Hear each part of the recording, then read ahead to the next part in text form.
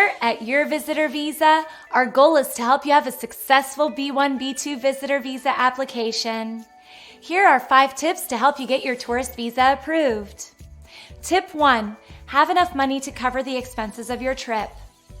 The U.S. government's concern with the visitor visa is that people will use it to come to the U.S. to work unlawfully.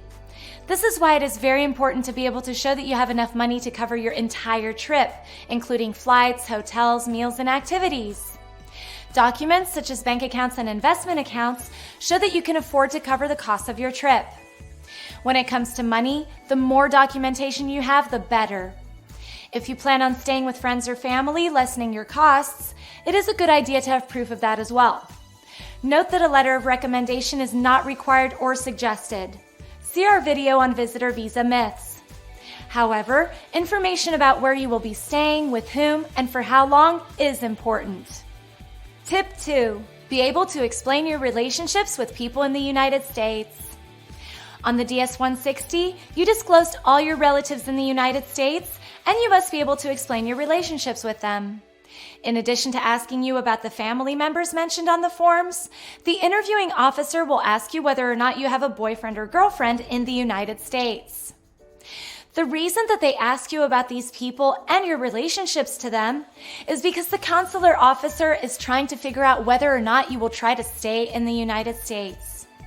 Remember, it is your job to show the officer that you will return to your home country.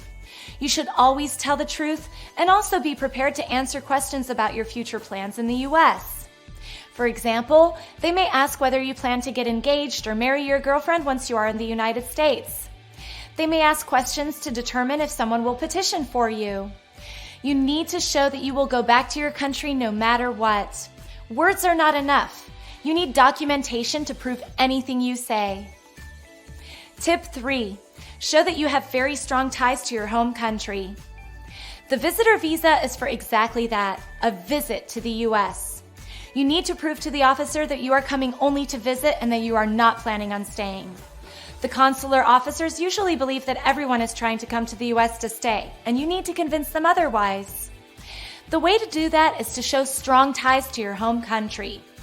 Some ways that you can do this is to prove that you own property, such as a home or a condo, you have a business, you have a full-time job, you are in school, you pay taxes, you have investment and bank accounts, you have a family, all in your home country. Tip 4. Document the reason you are coming to the U.S. You should show proof of everything you plan to do in the United States.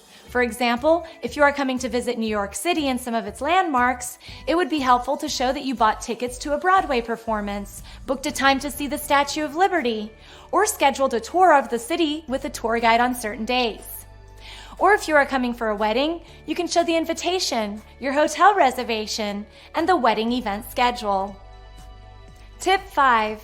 Be careful about the information displayed on your social media accounts and your phone.